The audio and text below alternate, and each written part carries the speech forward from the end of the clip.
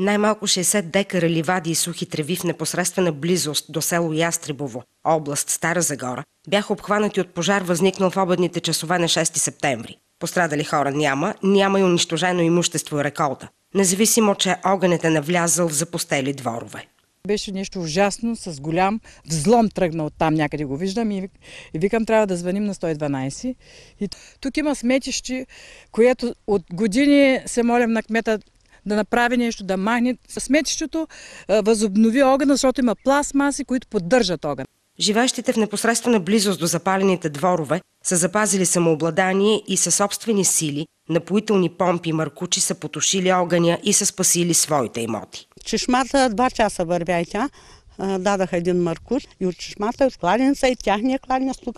Още малко трябваше и тук моите барака и дървата деца. Може да пламняха докато дойде пожарница. Хората в селото имат и версия за причините за пожара. Циганчета са запалили, комшията ги видял. Едното от циганчето казва, аз го запалих. Сега, дали някой ги е изпратил, понеже искали да обработват тия места, да ги ползват? Огънят е локализиран, но заради поривите на вятъра все още има опасност от възпламеняване, предупреждават от пожарната.